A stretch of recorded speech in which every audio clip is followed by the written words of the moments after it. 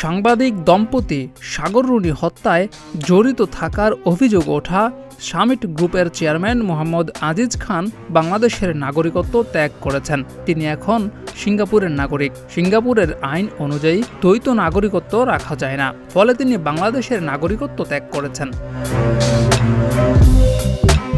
আওয়ামী লীগ সরকারের পতনের পর সামিট গ্রুপের বিভিন্ন অনিয়মের অভিযোগ উঠে আসে।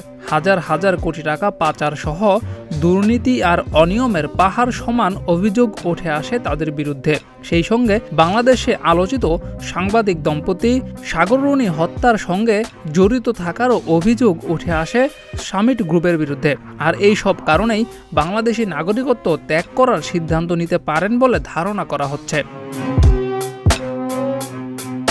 আজিজ খান 1988 সাল থেকে সিঙ্গাপুরে স্থায়ীভাবে বসবাস করছেন। তিনি 2016 সালে সামিট গ্রুপের প্রধান কার্যালয় সিঙ্গাপুরে স্থানান্তর করেন।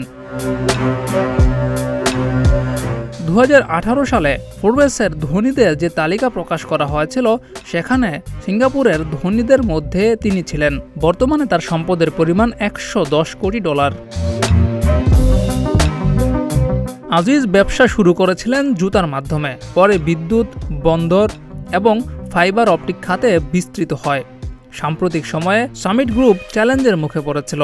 আওয়ামী লীগ সরকারের পতনের পর কোম্পানিটির বিরুদ্ধে তদন্ত চলছে।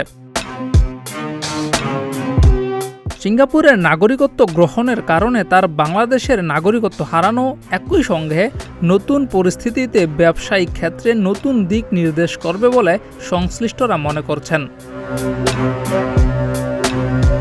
জিয়াউর রহমান, প্রতিদিনের বাংলাদেশ।